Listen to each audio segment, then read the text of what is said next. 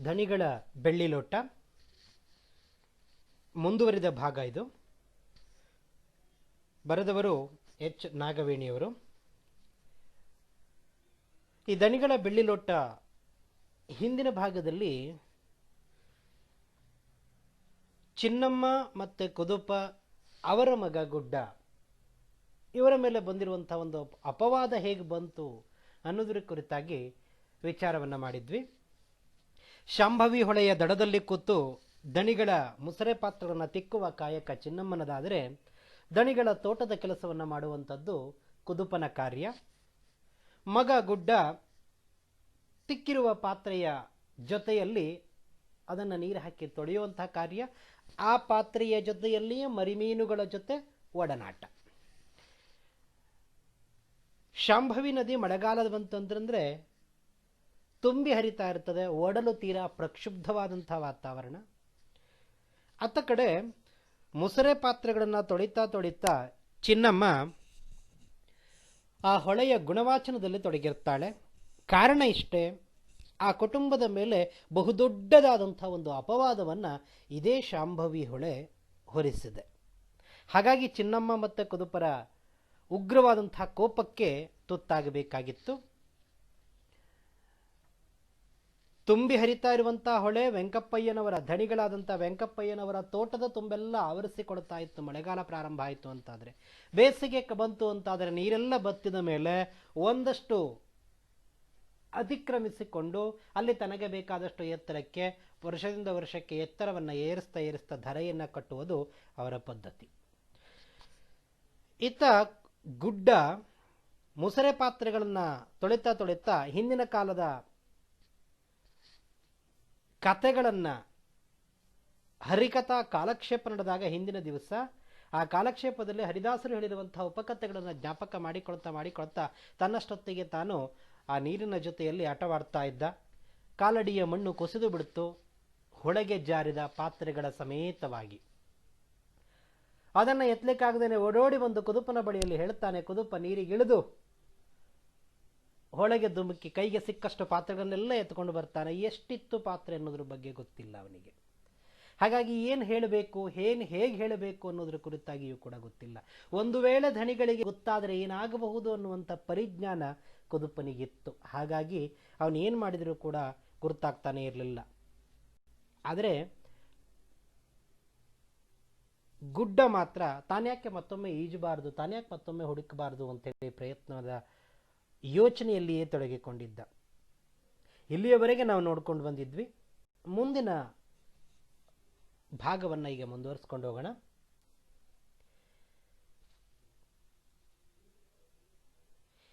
ಇಷ್ಟೇನಾ ಪಾತ್ರೆ, ಇನ್ಯಾವುದಾದ್ರೂ ಮುಳುಗಿದೆಯೇನಾ? ತಂದೆಯ ಪ್ರಶ್ನೆಗೆ ಗುಡ್ಡ ಎಚ್ಚರವಾಗುತ್ತಾನೆ. ತನ್ನ ಯೋಚನೆಯ ಲಹರಿಯುಳ್ಳಂತಹ ಕೋಟೆಯಿಂದ ಹೊರಬರ್ತಾನೆ.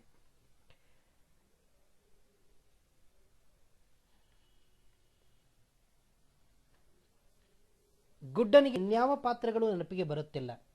ಮಾಮೂಲಾಗಿ ದಿನವೂ ಇರುವಂತಹ 2 ಕಂಚಿನ ಕೊಳಗ, 2 ಹಿತ್ತಾಳೆ ಗಿಂಡೆ, 10 ಹಿತ್ತಾಳೆ ಲೋಟ, 2 ಚೊಂಬು, 6 ಮರದ ಸೌಟು, 2 ಹಿತ್ತಾಳೆ ಸೌಟು, 10 ಕಂಚಿನ ಬಟ್ಟಲು, 8 ಹಿತ್ತಾಳೆ ತಟ್ಟೆ, 1 ಬಾಣಲೆ, ಇವೆಲ್ಲವೂ ಇವೆ.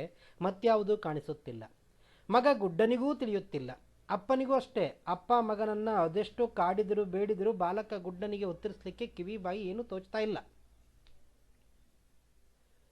ದಣಿಯವರ ಒಡತಿ ದಿನವೂ ಹೊರಗೆ ಸುರಿಯುವ ಮುಸರೆ ಪಾತ್ರೆಗಳನ್ನು ಹೊತ್ತು ತಂದು ಅದನ್ನು ಉಜ್ಜುವುದಷ್ಟೇ ಆತನ ಕೆಲಸ. ಎಷ್ಟು ಪಾತ್ರೆ, ಯಾವುದು, ಏನು, ಎತ್ತ, ಯಾಕಿಷ್ಟು ಅಂತ ವಿಚಾರಿಸಿದರೆ ಧಣಿ ಪತ್ನಿಗೆ ಮಜ್ಜಿಗೆ ಕಡೆಯುವ ಕಡಗೋಳಲ್ಲಿ ತಳಸೀಳಿ ಬಿಟ್ಟವರು ಅಷ್ಟು ಧಣಿತ್ವವನ್ನು ತೋರಿಸ್ತಾ ಇದ್ದರು ಅವರು. ಅಪ್ಪನ ಕಾಡುವಿಕೆಗೆ ಯೋಚಿಸಿ ಹಣ್ಣಾದಂತಹ ಗುಡ್ಡನಿಗೆ ತಟ್ಟನಿಗೆ ನೆನಪಿಗೆ ಬಂದದ್ದು ಬೆಳ್ಳಿ ಲೋಟ. ಕಥೆಯ ಶೀರ್ಷಿಕೆಗಳಿತ್ತಲ್ಲ ಧಣಿಗಳ ಬೆಳ್ಳಿ ಲೋಟ, ಆ ಬೆಳ್ಳಿ ಲೋಟದ ಪ್ರವೇಶ ಈಗ ಆಯಿತು. ಮುಂಜಾನೆ ಬೇಸರ ತರಿಸುವಷ್ಟರ ಬಾರಿಗೆ ದಣಿಪತ್ನಿಯವರು ಹೇಳಿ ಕಳಿಸಿದ್ರು, ಈ ಬೆಳ್ಳಿ ಲೋಟ ಜಾಗ್ರತೆ ಮಾರಾಯ, ನನ್ನ ಮದುವೆಯಲ್ಲಿ ನನ್ನಪ್ಪ ಕೊಟ್ಟದ್ದು. ಅಪ್ಪಯ್ಯ ಕೂಡ್ಲದ ರಥಬೀದಿಯಲ್ಲಿ ನರಸಿಂಹಾಚಾರ್ಯರಲ್ಲಿ ಮಾಡಿಸ್ಕೊಂಡು ಬಂದಿದ್ದು. ಮೈಮೇಲಿನ ಹೂಬಳ್ಳಿಯನ್ನು ಈ ಕಾಲದಲ್ಲಿ ಯಾವ ಆಚಾರ್ಯ ತಾನೇ ಮಾಡಿಸ್ಯಾನೋ ಎಂದು ಹೇಳಿಯೇ ಮುಸರೆ ಪಾತ್ರೆಯ ಜೊತೆಗೆ ಅದನ್ನೂ ಸೇರಿಸಿ ಇಟ್ಟದ್ದನ್ನು ಗುಡ್ಡ ಇದೀಗ ನೆನಪಿಸಿಕೊಂಡ. ಪುಟ್ಟ ಬಾಲಕನಾದರೂ ತಟ್ಟನೆ ಅವನಿಗೆ ಹೊಳೆದಿದ್ದು ಚಂದವೇ. ಆದರೇನು, ಆದ್ರೆ ನೆನಪಿಸಿಕೊಂಡದ್ದೇ ಬಂತು. ಕುದುಪ ಅದೆಷ್ಟು ಬಾರಿ ಆ ಹೊಳೆಯಲ್ಲಿ ಹೋಗಿ ಮುಳುಗಾಕಿ ಮೇಲೆದ್ರೂ ಕೂಡ ಬೆಳ್ಳಿ ಲೋಟ ಮಾತ್ರ ಬಿಟ್ಕೊಡ್ತಾ ಇಲ್ಲ ಹೊಳೆ. ಅಂತೂ ಬೆಳ್ಳಿ ಲೋಟ ಹೊಳೆಯ ಒಡಲಿಂದ ಹೊರಗೆ ಬರಲಿಲ್ಲ. ಅಪ್ಪ ಮಗ ಇಬ್ಬರು ಆಗತಾನೆ ಅಲ್ಲಿಗೆ ಬಂದಂತಹ ಚಿನ್ನಮ್ಮನ ಜೊತೆಗೂಡಿ ಕಣ್ಣೀರನ್ನ ಹೊಳೆಯ ಜೊತೆಯಲ್ಲಿ ಸೇರಿಸಿದ್ದು. ಆದರೆ ಹೊಳೆಯಿಂದ ಬಂದದ್ದು ಉತ್ತರ ಒಂದೇ, ಬೆಳ್ಳಿ ಲೋಟ ಇಲ್ಲ ಅನ್ನುವಂಥದ್ದು. ಭೂಮಿ ಆಕಾಶಗಳೆರಡೂ ಕೂಡ ಒಂದಾಗುವ ಹಾಗೆ ಮತ್ತೆ ಮಳೆ ಸುರಿಲಿಕ್ಕೆ ಪ್ರಾರಂಭ ಆಯಿತು. ಇಷ್ಟೆಲ್ಲ ಆಗ್ತಾ ಇರಬೇಕಾದ್ರೆ ಅಂತಹ ಜಡಿಮಳೆಯಲ್ಲಿಯೇ ಅಸಹಾಯಕನಾದಂತಹ ಕುದುಪ ಕೈಕಟ್ಟಿ ದಣಿಗಳ ಮನೆಯ ಅಂಗಳಕ್ಕೆ ಬಂದು ಬೆಳ್ಳಿ ಲೋಟದ ವಿಷಯವನ್ನ ತಲುಪಿಸ್ತಾನೆ. ಅತ್ತ ಕಡೆ ಮಳೆಯ ಆರ್ಭಟದ ಜೊತೆಯಲ್ಲಿ ದಣಿಗಳ ಆರ್ಭಟವು ಏರಿಬಿಡ್ತು. ಆ ಆರ್ಭಟದ ಜೊತೆಗೆ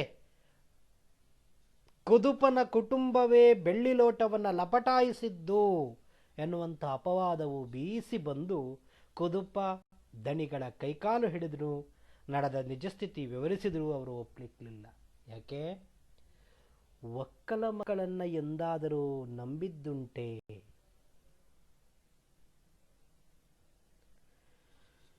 ಅಪವಾದ ಸುಮ್ಮನೆ ಬಂದಿರಲಿಲ್ಲ. ಯಾವಾಗ ಅದಕ್ಕೆ ಬಹುಶಃ ಗಾದೆ ಮಾತು ಮಾಡಿರೋ ದೊಡ್ಡವರ ಸಹವಾಸ ಸ್ವಾಭಿಮಾನಕ್ಕೆ ಪೆಟ್ಟು ಅಂತ ಹೇಳ್ತಾರೆ. ಬಡತನದಲ್ಲಿರುವಂಥವರು ಇಂತಹ ವ್ಯವಸ್ಥೆಗಳಂತ ಹೇಳಿದ್ರು ಒಪ್ಪಿಕೊಳ್ಳಿಕ್ಕೆ ಸಿದ್ಧರಿರೋದಿಲ್ಲ ಅವರು. ಅದಕ್ಕೆ ದಣಿಗಳು ಎಂದಾದರೂ ಒಕ್ಕಲ ಮಕ್ಕಳನ್ನು ನಂಬಿದ್ದುಂಟೆ ಅಂತ ಪ್ರಶ್ನೆ ಮಾಡ್ತಾರೆ ಲೇಖಕಿಯರು.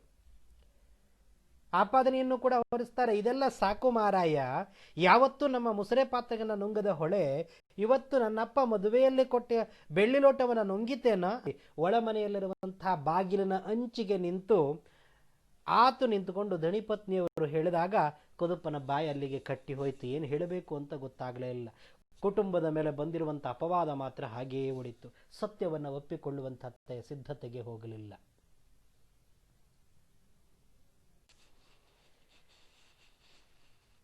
ಧಣಿಗಳು ಗುಡ್ಡನ ಬಾಯಿ ಬಿಡಿಸ್ಲಿಕ್ಕೆ ಆತನ ಮೈಮೇಲಿನ ಚರ್ಮವನ್ನು ಸುಲಿಯುವುದೊಂದೇ ಬಾಕಿ. ಅಂಗಳದ ಹೊಂಗಾರೆ ಮರಕ್ಕೆ ಕಟ್ಟಿ ಬಿಗಿದು ಅವನನ್ನ ಮಳೆಯಲ್ಲಿ ತೆಂಗಿನ ಕೊತ್ತಳಿಗೆಯನ್ನು ತಗೊಂಡು ಬಡದೇ ಬಡಿದ್ರು. ತೆಂಗಿನ ಕೊತ್ತಳಿಗೆ ಅಂದರೆ ತೆಂಗಿನ ನಾರು ಅಂತ ಅರ್ಥ. ಬಿದ್ದಿರುವಂತಹ ತೆಂಗಿನ ಗರಿ ಏನಿರ್ತದೆಯಲ್ಲ, ಆ ಗರಿಯ ಅಂಚನ್ನು ಹಿಡಿದು ಮೇಲೆತ್ತಿದ್ರೆ ಒಂದು ದಾರ ಬರ್ತದೆ. ಆ ದಾರವನ್ನು ಸುತ್ತಿ ಅದನ್ನು ಕೊತ್ತಳಿಗೆಯ ಟೈಪಲ್ಲಿ ಮಾಡ್ತಾರೆ. ಅದಕ್ಕೆ ಕೊತ್ತಳಿಗೆ ಅಂತ ಹೇಳ್ತಾರೆ. ಒಮ್ಮೆ ಒಂದೇ ಹಾಕಿದರೆ ಮೈ ಮೇಲಿನ ಚರ್ಮ ಹಾಗೆಯೇ ಕಿತ್ತು ಬರುತ್ತದೆ. ಅಷ್ಟು ಕಠಿಣವಾದಂತಹ ಬಡಿಗೆ ಅದು. ಆ ಕೊತ್ತಳಿಗೆಯನ್ನು ತಗೊಂಡು ಪುಟ್ಟ ಬಾಲಕ, 8 ವರ್ಷದ ಪುಟ್ಟ ಬಾಲಕನ ಬೆನ್ನ ಮೇಲೆ ಹೊಡೆದ್ರೆ ಏನಾಗಲಿಕ್ಕಿಲ್ಲ ಹೇಳಿ. ಆದರೂ ಹೊಡಿತಾರೆ. ಹೊಂಗಾರೆ ಮರಕ್ಕೆ ಕಟ್ಕೊಂಡು ಹೊಡಿತಾರೆ. ಅದನ್ನು ಓಡಿ ತಪ್ಪಿಸಿಕೊಂಡಾನು ಅನ್ನುವಂಥ ಕಾರಣಕ್ಕಾಗಿ. ಚಿನ್ನಮ್ಮನಿಗೆ ತನ್ನ ಕರುಳ ಕುಡಿಯ ಚೀರಾಟವನ್ನು ನರಳಾಟವನ್ನು ನೋಡ್ಲಿಕ್ಕಾಗಲಿಲ್ಲ. ತಾಯ್ತನ ಅನ್ನುವಂಥದ್ದು ಅದು ಹೇಳ್ತಾರೆ. ತಾಯಿ ಮನಸ್ಸು ಅಂತ ಹೇಳ್ತಾರೆ. ಅದಕ್ಕೆ ಮಮಕಾರ ಅಂತ ಹೇಳ್ತಾರೆ. ಅದಕ್ಕೆ ಅಂತಹ ಮಮಕಾರವನ್ನು ಸಹಜವಾಗಿ ಯಾವುದೇ ತಾಯಿಗಾದ್ರೂ ಕೂಡ ಆಗ್ಲಿಕ್ಕೆ ಸಾಧ್ಯತೆ ಇಲ್ಲ. ಇಲ್ಲಿಯೂ ಕೂಡ ಆಗಿರುವಂಥದ್ದಷ್ಟೇ. ಆ ಮಮಕಾರವನ್ನು ಪ್ರದರ್ಶಿಸ್ಲಿಕ್ಕೆ ಹೋಗುತ್ತಾಳೆ. ತಟ್ಟನೆ ಹೋಗಿ ದಣಿಗಳ ಕಾಲ ಬುಡದಲ್ಲಿ ಬಿದ್ದು, ನಮ್ಮ ಊರ ಕುಡ್ದುಬ್ಬ ದೈವದ ಆಣ ಇದೆ, ಇನ್ನು ನನ್ನ ಮಗನ ಮೇಲೆ ಕೈ ಮಾಡಿದಲ್ಲಿ ಎಂದು ಅಸಹಾಯಕತನದಿಂದ ಕಿರ್ಚುತ್ತಾ ದಣಿಗಳ ಕಾಲಿಗೆ ಅಡ್ಡ ಬಿದ್ದು ಬಿಡುತ್ತಾಳೆ. ತಾನು ಆ ಬೆಳ್ಳಿ ಲೋಟದ ಹಣವನ್ನ ವರ್ಷಾನುಗಟ್ಟಲೆ ಪಡಿಯಿಲ್ಲದೇನೆ ದುಡಿದು ತೀರಿಸ್ತೇನೆ ಅಂತ ಹೇಳಿ ಬೇಳಿ ಕೊಡ್ತಾಳೆ. ದಣಿಗಳ ಕೈಯಿಂದ ಬಡಿತಾ ಇರುವಂತಹ ಆ ಕೊತ್ತಳಿಗೆ ಏನಿದೆಯಲ್ಲ ಕೆಳಗೆ ಬೀಳುತ್ತದೆ. ಮುಂದಿನ 3 ಬೇಸಿಗೆಯವರೆಗೆ, ಎಂತಹ ವೈಜ್ಞಾನಿಕವಾದಂತಹ ಪದ್ಧತಿ ನೋಡಿ, ಮುಂದಿನ 3 ಬೇಸಿಗೆಯವರೆಗೆ ಚಿನ್ನಮ್ಮನ ದುಡಿತಕ್ಕೆ ಪಡಿಯಿಲ್ಲ ಅನ್ನುವಂಥ ಕರಾರಿನಿಂದ ಗುಡ್ಡ ಬಂಧ ಮುಕ್ತನಾಗುತ್ತಾನೆ. 3 ವರ್ಷಗಳ ಕಾಲ ಒಂದು ಬೆಳ್ಳಿ ಲೋಟಕ್ಕೆ 3 ವರ್ಷಗಳ ಕಾಲ ದುಡಿತಾಯ ಮಾಡಬೇಕು ಚಿನ್ನಮ್ಮ. ಹೇಗೆ? ಉಚಿತವಾಗಿ. ದಣಿಗಳ ಬೆಳ್ಳಿ ಲೋಟವನ್ನ ಎಂದು ಆ ಹೊಳೆ ನುಂಗುತ್ತೋ ಅವತ್ತಿನಿಂದ ಇವತ್ತಿನವರೆಗೂ ಚಿನ್ನಮ್ಮ ಒಂಥರ ಹುಚ್ಚಳ ತರ ಆಗಿದ್ದಾಳೆ. ಈ ಘಟನೆ ನಡೆದು ಸುಮಾರು 9 ತಿಂಗಳು ಕಳೆದವು. ಒಂದು ದಿನ ದಣಿಗಳ ಕೆಲಸ ಮಾಡ್ತಾ ಇರುವಂತಹ ಕುದುಪನಿಗೆ ವೈಶಾಖ ಮಾಸದ 3ನೆಯ ದಿನ ಮುಂಜಾನೆ ಚಿನ್ನಮ್ಮ ಎಂದಿನ ಹಾಗೆ ಹೊಳೆಯ ಅಂಚಿನಲ್ಲಿ ಕೂತು ಪಾತ್ರೆ ತಿಕ್ತಾ ಹೊಳೆಯ ಮನೆಹಾಳು ಬುದ್ಧಿಯನ್ನು ನಿಂದಿಸ್ತಿದ್ದಾಳೆ. ಅಷ್ಟರಲ್ಲೇ ದಣಿಗಳು ಕುದುಪನ ಜೊತೆಗೂಡಿ ಬಂದು ಆ ದಿನದ ಕೆಲಸ ಕಾರ್ಯಗಳ ಬಗ್ಗೆ ಮಾತೆತ್ತಿದ್ದಾರೆ. ಕುದುಪ ಸೊಂಟದಲ್ಲಿನ ಕರಿದಾರಕ್ಕೆ ಕೋಮಣದ ತುಂಡನ್ನ, ಕಬ್ಬಿಣದ ತುಂಡೊಂದನ್ನು ಸಿಲುಕಿಸಿಕೊಂಡು ಏನೋ ಬಿದ್ದರೆ ಹೆರ್ಕೊಳ್ಬೇಕು ಅನ್ನುವಂಥ ಭಂಗಿಯಲ್ಲಿ ಚೂರು ಬಾಗಿ ನಿಂತಿದ್ದಾನೆ. ಕಾದು ಬತ್ತಿರುವ ಹೊಳೆಯಿಂದ ಹೂಳನ್ನೆತ್ತಿ ತಂದು ತೆಂಗಿನ ಮರದ ಬುಡಕ್ಕೆ ಹಾಕಬೇಕು. ದಣಿಗಳು ಕೊಟ್ಟಿರುವಂತಹ ಕೆಲಸ ಇದು. ದಣಿಗಳ ಮಾತು ಚಿನ್ನಮ್ಮನ ಕಿವಿಗೂ ತಲುಪ್ತಾ ಇದೆ. ಆದರೆ ಅದು ತನಗಲ್ಲ, ಕಿವಿಯ ಬುಗುಡಿಗೆ ಅನ್ನುವುದನ್ನು ವಿಚಾರ ಮಾಡಿ ಈ ಕಡೆಯಿಂದ ಕೇಳಿ ಈ ಕಡೆಗೆ ಬಿಡುವಂತಹ ಕೆಲಸವನ್ನು ಮಾಡ್ತಾ ಇದ್ದಾಳೆ. ದಣಿಗಳ ಮನೆಯ ಮುಸುರೆ ಪಾತ್ರೆಯನ್ನು ತಿಕ್ತಾ ಹೊಳೆಯ ಬಗ್ಗೆ ತಲೆ ಕೆಡಿಸಿಕೊಳ್ತಾ ಕೂತಿದ್ಲವಳು. ಚಿನ್ನಮ್ಮ ಕೊನೆಗೂ ಮುಸುರೆ ಪಾತ್ರೆಗಳನ್ನೆಲ್ಲ ಕೆಲಸವನ್ನೆಲ್ಲ ಮುಗಿಸಿ ತನ್ನ ಗುಡಿಸಲಲ್ಲಿರುವಂತಹ ಒಣ ಮೀನಿನ ಚಟ್ನಿಯಲ್ಲಿ ತಂಗಳನ್ನವನ್ನ ಉಂಡು ಬಂದು ಹೂಳು ಹೊರುವಂತಹ ಕೆಲಸವನ್ನ ಮಾಡತೊಡಗಿದಳು. ಬಹುಶಃ ಕರಾವಳಿ ತೀರದ ಕೆಲಸಗಾರರ ಬದುಕಿನ ರೀತಿಯೇ ಹಾಗೆ. ತಂಗಳನ್ನ, ಅದರ ಜೊತೆಯಲ್ಲಿ ಒಣ ಮೀನಿನ ಚಟ್ನಿ. ಮೀನು ತಿನ್ನುವಂಥವರಿಗೆ ಬಾಯಲ್ಲಿ ನೀರು ಬರಬಹುದು, ಅಷ್ಟು ಚೆನ್ನಾಗಾಗ್ತದೆಯಂತೆ, ಗೊತ್ತಿಲ್ಲ. ತಾನು ಕೂಡ ಸುಡುವ ಸೂರ್ಯನಡಿಯಲ್ಲಿ ಹೂಳೆತ್ತುತ್ತಾ ತಾನು ಕರಟುತ್ತಿರುವಾಗ ತೋಟದ ನೆರಳಲ್ಲಿ ಕುಳಿತು ದಣಿಯವರು ಕೊಡುವ ಸೂಚನೆಗಳಿಂದ ಚಿನ್ನಮ್ಮನ ಸಿಟ್ಟಿನುರಿಗೆ ಮತ್ತಷ್ಟು ತುಪ್ಪ ಸುರಿದಂಗಾಯಿತು. ಏಕೆ? ಇಲ್ಲಿಬ್ರು ಕೆಲಸ ಮಾಡ್ತಾ ಇದ್ರೆ ಅವನು ನೆರಳಲ್ಲಿ ನಿಂತುಕೊಂಡು ನೋಡ್ತಾ ಇದ್ರಲ್ಲ ದಣಿಯವರು, ಆ ಕಾರಣಕ್ಕಾಗಿ ಅಸಹನೆಯಿಂದ ಕನಲುತ್ತಾ ನೆತ್ತಿಯ ಮೇಲೆ ಬೆಂಕಿ ಉಗುಳುತ್ತಾ ಇದ್ದಂಥ ಸೂರ್ಯನನ್ನ, ದಣಿಗಳನ್ನ ಶಪಿಸ್ತಾ ಶಪಿಸ್ತಾ ಹೂಳು ಹೊರ್ತಾ ಇದ್ಲವಳು. ಕುದುಪನ ಹೂಳು ತುಂಬಿ ಕೊಡುತ್ತಿದ್ದ ಚಿನ್ನಮ್ಮ ಅದನ್ನೆತ್ತಿಕೊಂಡು ತಗೊಂಡೋಗಿ ತೆಂಗಿನ ಮರದ ಬುಡಕ್ಕೆ ಹಾಕ್ತಾ ಇದ್ಲು. ಇಲ್ಲಿ ನಿಮಗೆ ತೆಂಗಿನ ಮರದ ಬುಡ ಹೇಗೆ ಅನ್ನೋದ್ರ ಬಗ್ಗೆ ಅಡಿಕೆ ಗಿಡದ ಬುಡವನ್ನು ತೋರಿಸಿದ್ದಾರೆ ನೋಡಿ. ಚಿತ್ರವನ್ನು ಕೊಟ್ಟಿದ್ದಾರೆ, ನಿಮ್ಮ ಈ ಸ್ಲೈಡಲ್ಲಿ ಚಿತ್ರ ಕೊಟ್ಟಿದ್ದಾರೆ ನೋಡಿ. ಆ ರೀತಿ ಮಣ್ಣನ್ನೆಲ್ಲ ತೆಗೆಸಿ ಅದರ ಮೇಲಿಂದ ಮತ್ತೆ ಮಣ್ಣು ಹಾಕೋದು, ಆ ಕಾಯಕವನ್ನು ಮಾಡ್ತಾ ಇದ್ಲು. ಅದನ್ನೇ ಮಾಡಿದ್ಲು ಇವಳು ಕೂಡ. ಈ ಹೂಳೆತ್ತುವ ಕೆಲಸ ಸುಲಭದ್ದಾಗಿರಲಿಲ್ಲ. ಅದು ಮೂಳೆ ಮುರಿದೋಗುವಂತಹ ಕೆಲಸ ಅದು. ಅದರಲ್ಲಿಯೂ ಬೇಸಿಗೆಯ ಕಾಲದಲ್ಲಿನ ಆ ಕೆಲಸ ಅಂತಂದ್ರೆ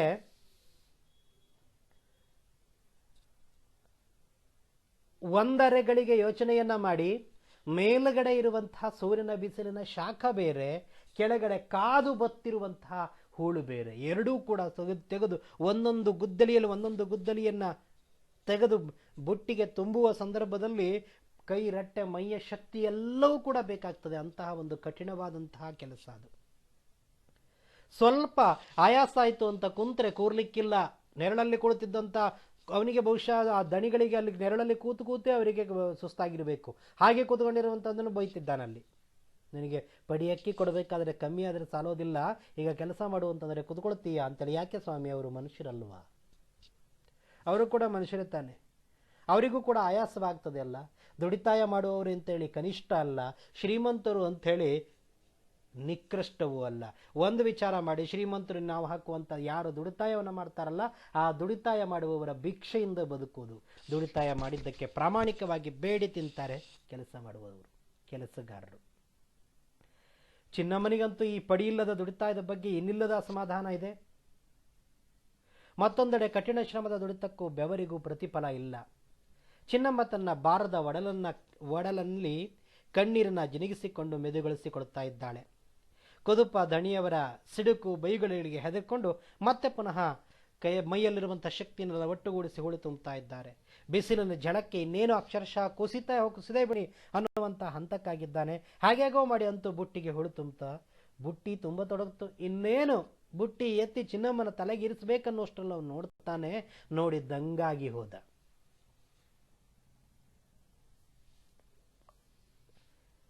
ಕೈಯಲ್ಲೆತ್ತಿ ನೋಡ್ತಾನೆ. ಅವನು ವಿಶೇಷವಾದ ಮೂರ್ಛೆ ಬೀಳುವ ಪರಿಸ್ಥಿತಿಗೆ ಬಂತು ಅವನಿಗೂ ಕೂಡ. ನವಮಾಸಗಳು ಕಳೆದು ಹೋಗಿದ್ದಾವೆ. ಹೊಳೆಯಲ್ಲಿರುವಂತಹ ಹೂಳನ್ನ ಎತ್ತಿ ತುಂಬುತ್ತಾ ಇರುವಂತಹ ಕುದುಪನಿಗೆ ತುಂಬಿರುವ ಬುಟ್ಟಿಯ ಆಳದಲ್ಲಿ ಒಂದು ಸಣ್ಣ ಬೆಳ್ಳಗೆ ಹೊಳೆಯುವಂತಹ ಒಂದು ಮೂತಿ ಕಾಣಿಸ್ತದೆ. ಹೊರತೆಗೆದು ನೋಡ್ತಾನೇನವನು, ಕೈಯಲ್ಲಿ ಬೆಳ್ಳಿ ಲೋಟ. ಸ್ವಚ್ಛವಾಗಿ ನೀರಿನ ಒಳಗಡೆಗೆ ಅಡಗಿ ಕೂತಂತಹ ಮೂಕು ಮೂತಿಯನ್ನು ಹೊರಗೆ ತೆಗೆದು ತಾನೀ ದಂಪತಿಗಳನ್ನು ಅಪವಾದದ ಕುಣಿಕೆಯ ಒಳಗೆ ಸುಡುಕಿಸಿ ನದಿಯ ಉದರದಲ್ಲಿ ಅಡಗಿಕೊಂಡಿದ್ದೆನಲ್ಲ ಎಂಬ ಪಶ್ಚಾತ್ತಾಪವೂ ಇಲ್ಲದೇ ಇರುವಂತಹ ಮುಖ ಮರೆ ಮಾಡಿಕೊಂಡಿದೆಯೇನೋ ಎನ್ನುವಂತೆ ಕೆಸರೊಳಗೆ ದೇಹ ಹುದುಗಿಸಿಕೊಂಡಿದ್ದಂಥ ಬೆಳ್ಳಿ ಲೋಟವನ್ನು ಕುದುಪ ನಿಧಾನಕ್ಕೆ ಬುಟ್ಟಿಯಿಂದ ಹೊರಗೆಳೆದ.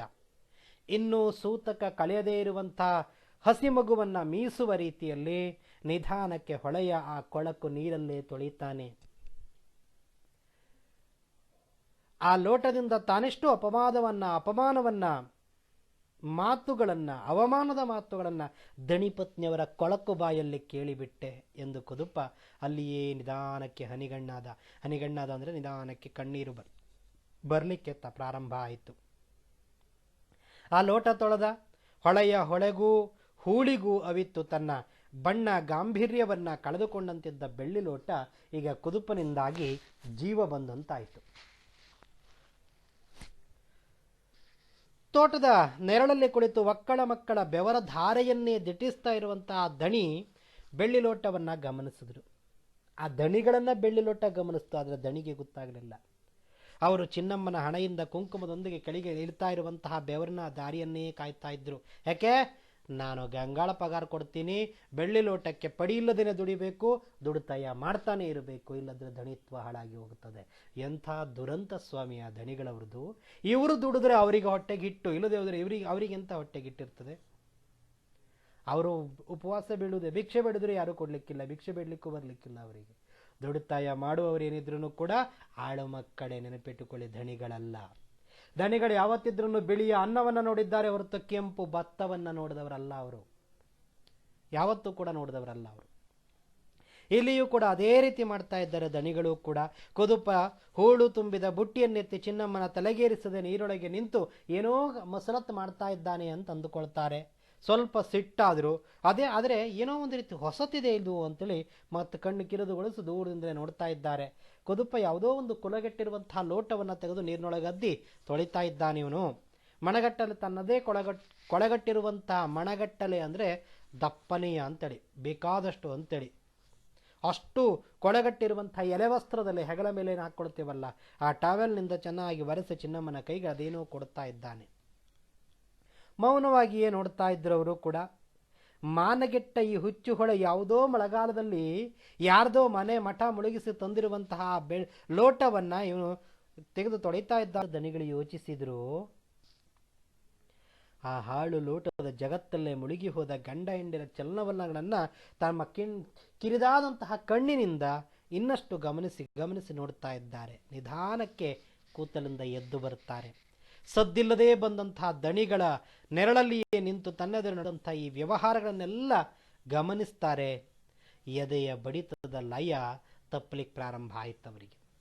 ಒಡಲಿನಲ್ಲಿರುವಂಥ ಎಲ್ಲ ವ್ಯವಹಾರಗಳು ಕೂಡ ಒಂದರೆಗಳಿಗೆ ಸ್ತಬ್ಧಗೊಂಡಂತಾಗಿ ಬಿಡುತ್ತವರಿಗೆ. ಏನು ಮಾಡಬೇಕು ಅಂತಾನೆ ಗೊತ್ತಾಗಲಿಲ್ಲ, ಏನು ಮಾಡಬೇಕು ಅಂತ ಗೊತ್ತಾಗಲೇ ಇಲ್ಲ ಅವರಿಗೂ ಕೂಡ. ಹಾಗಾಗಿ ಯೋಚನೆ ಮಾಡ್ತಾ ಇದ್ದಾರೆ, ಗಮನಿಸ್ತಾ ಇದ್ದಾರೆ ಅದನ್ನ.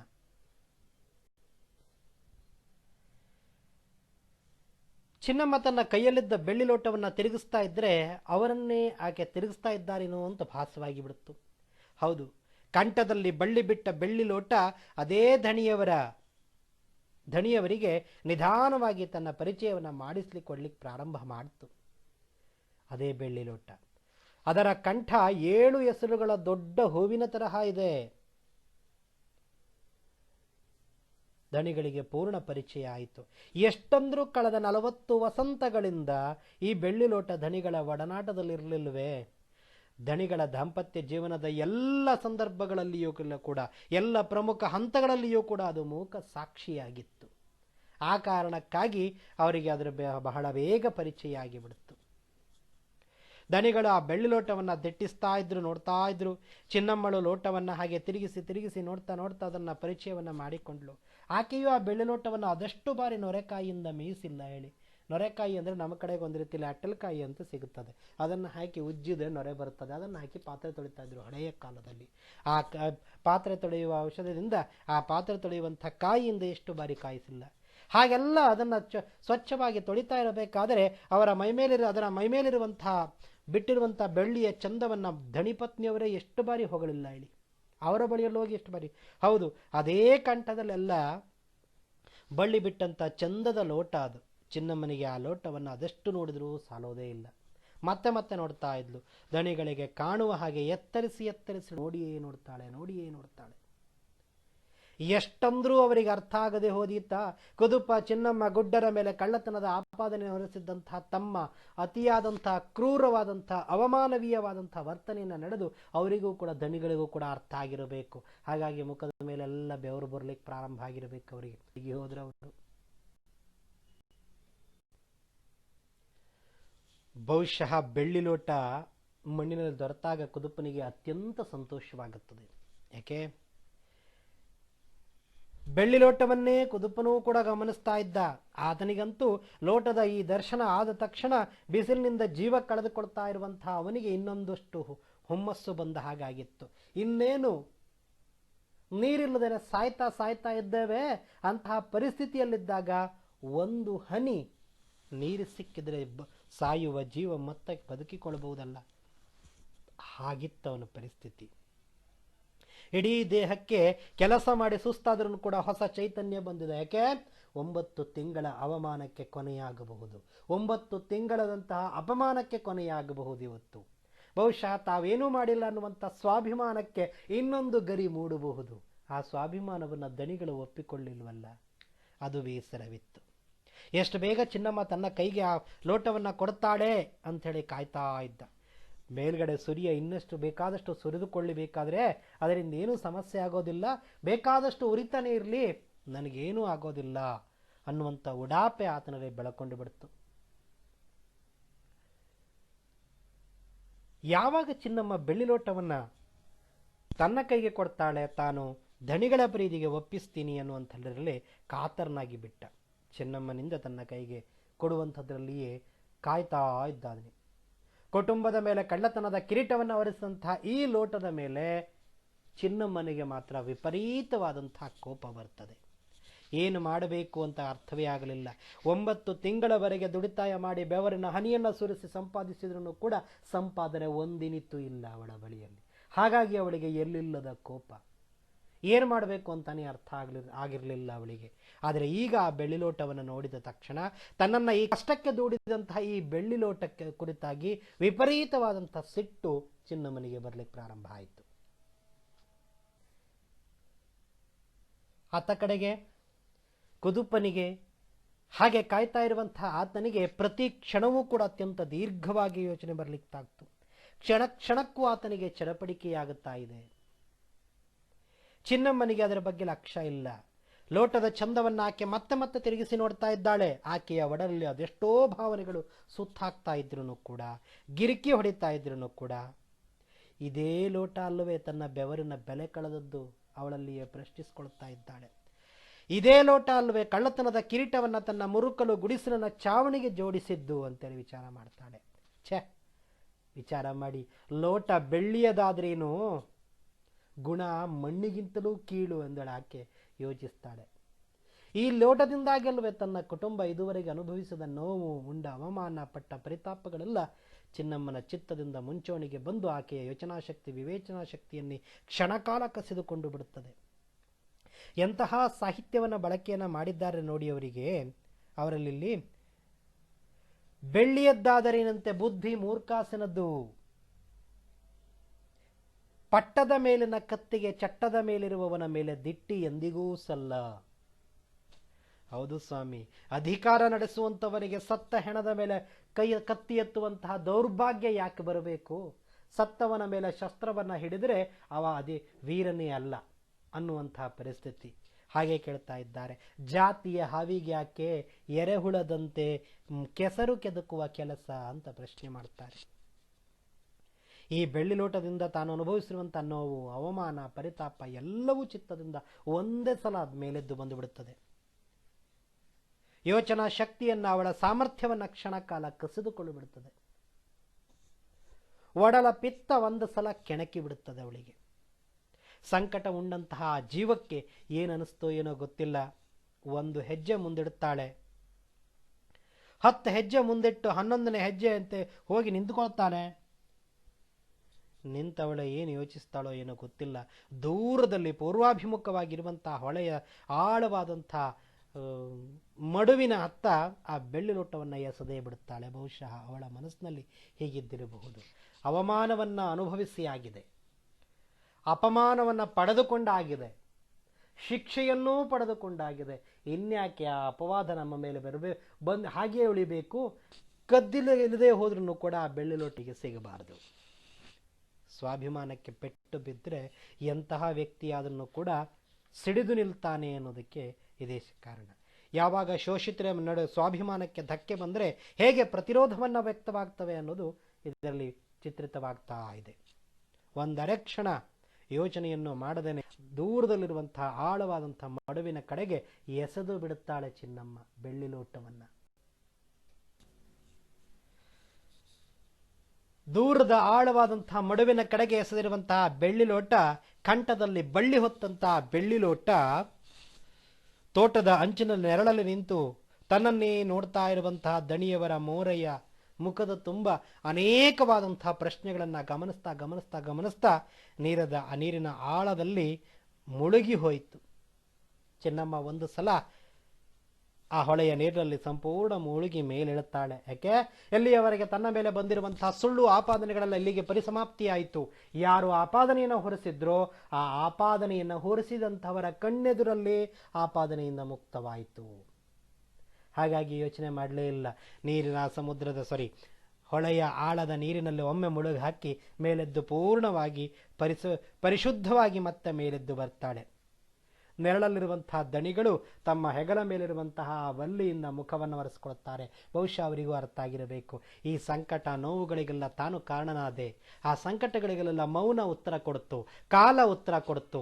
ತಪ್ಪು ಮಾಡದೇ ಇದ್ದರೆ ಯಾವಾಗಲೂ ಕೂಡ ಧೈರ್ಯವಾಗಿರಿ. ಒಂದಲ್ಲ ಒಂದು ದಿನ ಸತ್ಯ ಹೊರಗೆ ಬರುತ್ತದೆ. ಒಂದಲ್ಲ ಒಂದು ದಿನ ಏನಾದೀತು ಅನ್ನೋದ್ರು ಎಲ್ಲರಿಗೂ ಕೂಡ ಸ್ಪಷ್ಟವಾಗಿ ಅರ್ಥವಾಗುತ್ತದೆ. ಆ ಅರ್ಥಕ್ಕೆ ಒಂದು ಬೆಲೆ ಬರ್ತದೆ ಅನ್ನುವಂಥ ದೃಷ್ಟಿಯಲ್ಲಿ ಸುಮ್ಮನೆ ಯೋಚನೆ ಮಾಡ್ತಾ ನಿಂತ್ಕೊಂಡಿದ್ರು. ಆ ಯೋಚನೆಯನ್ನು ಯಾವಾಗಲೂ ಕೂಡ ತಪ್ಪು ಮಾಡದೇ ಹೋದ್ರೂ ಕೂಡ ತಪ್ಪಿನ ಆಪಾದನೆಯನ್ನು ಹೊತ್ತಾಗ ಆಗುವಂತಹ ನೋವೇನಿದೆಯಲ್ಲ, ಹಾಗೆ ತಪ್ಪನ್ನು ಮಾಡದೇ ಇದ್ರೂ ಕೂಡ ತಪ್ಪು ಮಾಡಿದ್ದೇವೆ ಅನ್ನುವಂಥ ಅಪವಾದವನ್ನು ಹೊರಿಸಿಕೊಳ್ಳುವಂಥ ನೋವಿದೆಯಲ್ಲ, ಬಹಳ ಅಪಾರವಾದಂಥ ನೋವನ್ನು ಕೊಡುತ್ತದೆ. ಆದರೆ ಏನು ಮಾಡೋದು ಹೇಳಿ? ಆವಾಗಲೇ ಹೇಳಿದ್ದೇನೆ ನಿಮಗೆ, ದೊಡ್ಡವರ ಸಹವಾಸ ಸ್ವಾಭಿಮಾನಕ್ಕೆ ಪೆಟ್ಟು ಅಂತ ಹೇಳಿ. ಹೌದಲ್ಲ? ನಾವೇನು ಮಾಡ್ತೇವೆ? ಬಯಲಲ್ಲಿ ಹೋಗಿ ಅಡಗಿಕೊಳ್ಳುವಂಥ ಪ್ರಯತ್ನವನ್ನು ಮಾಡ್ತೇವೆ. ಹೌದಲ್ಲ? ಇಲ್ಲದೆ ಹೋದರೆ ಅಲ್ಲಿ ಎಲ್ಲಾದರೂ ಹೊಂಡ ಇದೆಯಾ ಅಂತ ಹುಡುಕಿಕೊಂಡು ಹೋಗಿ ನೋಡ್ತೇವೆ, ಅಲ್ಲಿ ಅಡಗಿಕೊಳ್ಳಬೇಕಲ್ಲ ಅಂತೇಳಿ. ಹಾಗಾಗಿದೆ ಕಥೆಯಲ್ಲಿ ಚಿನ್ನಮ್ಮ ಮತ್ತು ಕುದುಪರ ಪರಿಸ್ಥಿತಿಯು ಕೂಡ. ಅವರ ಸ್ವಾಭಿಮಾನಕ್ಕೆ ಪೆಟ್ಟು ಬಿದ್ದರೂ ಕೂಡ ಅನಿವಾರ್ಯವಾಗಿ ಸತ್ಯತೆಯನ್ನು ಅವರೆದುರಿನಲ್ಲಿ ತೋರಿಸಬೇಕಾದಂಥ ಅನಿವಾರ್ಯತೆ ಇತ್ತು. ಹಾಗಾಗಿ ತಾಳ್ಮೆಯಿಂದ ಉಳಿದ್ರು. ಕಾಲ ಉತ್ತರ ಕೊಡುತ್ತು. ಯಾರೆದುರಿಗೆ? ತಪ್ಪು ಮಾಡಿಲ್ಲ ಅಂತೇಳಿ. ಹಾಗೆ ಅಂತೇಳಿ ಕುದುಪ ಬುಟ್ಟಿಯಲ್ಲಿ ತುಂಬಬೇಕಾದ್ರೆ ಆ ಬೆಳ್ಳಿ ಲೋಟ ಬಂದಿತ್ತು ಅಂತೇಳಿ ದಣಿಗಳನ್ನು ಕರ್ಕೊಂಬಂದಲ್ಲಿ ಕೂರಿಸ್ಕೊಂಡಿದ್ದೀನ? ಹಾಗೇನಿಲ್ವಲ್ಲ. ಚಿನ್ನಮ್ಮನ ಕುಟುಂಬದ ಮೇಲೆ ಆಪಾದನೆಯ ಮುಕ್ತವಾಗುವುದಕ್ಕಿಂತ ತಮ್ಮನ್ನು ಸಂಕಷ್ಟಕ್ಕೀಡು ಮಾಡಿದ ಲೋಟವನ್ನು ಮತ್ತೆ ನೀರಿಗೆ ಎಸೆಯುವ ಮೂಲಕ ಅಲ್ಲಿ ಅವರು ರೋಷವನ್ನು ಹೊರಹಾಕುತ್ತಾಳೆ, ವ್ಯಕ್ತಪಡಿಸ್ತಾಳೆ, ಅವ್ಯಕ್ತವಾಗಿ ವ್ಯಕ್ತಪಡಿಸ್ತಾಳೆ. ಅಲ್ಲಿ ದಣಿಗಳಿಗೆ ಅರ್ಥ ಆಗಿರಬೇಕು, ಬುದ್ಧಿ ಇದ್ದಿದ್ರೆ. ಅಂತೂ ಅನುಭವಿಸಿರುವಂತಹ ಎಲ್ಲ ನೋವಿಗೆ, ಎಲ್ಲ ಸಂಕಟಕ್ಕೆ, ಕದ್ದ ಆಪಾದನೆಗೆ, ಪರಿತಾಪಗಳಿಗೆ ಎಲ್ಲದಕ್ಕೂ ಕೂಡ ಚಿನ್ನಮ್ಮನೇ ಬೆಲೆ ಕೊಟ್ಟುಕೊಂಡ ಹಾಗಾಯಿತು. ಇನ್ಯಾರೋ ಕೊಡಬೇಕಾದಂಥ ಅನಿವಾರ್ಯತೆ ಬರಲಿಲ್ಲ ಅವಳಿಗೆ. ಹೇಗೆ ಬಡವರನ್ನು ನೋಡಿಕೊಳ್ಳಬೇಕು ಅನ್ನೋದ್ರ ಬಗ್ಗೆ ಇದರಲ್ಲಿ ಕೊಟ್ಟಿದ್ದಾರೆ. ಶೋಷಿತರು ಹೇಗೆ ತಮ್ಮ ವಿರುದ್ಧ ಅಪವಾದಕ್ಕೆ ಬಂದರೆ, ಯಾವಾಗ ಸ್ವಾಭಿಮಾನಕ್ಕೆ ಪೆಟ್ಟು ಬಿದ್ದರೆ ಹೇಗೆ ಆಕ್ರೋಶಗೊಳ್ಳುತ್ತಾರೆ ಅನ್ನೋದ್ರ ಬಗ್ಗೆ ಈ ಕಥೆಯನ್ನು ಕೊಟ್ಟಿದ್ದಾರೆ. ಯಾರೂ ಊಹಿಸದೇ ಇರುವಂತಹ ಅಂತ್ಯವನ್ನು ಕೊಟ್ಟಿದ್ದಾರೆ ಲೇಖಕರು ಇದರಲ್ಲಿ.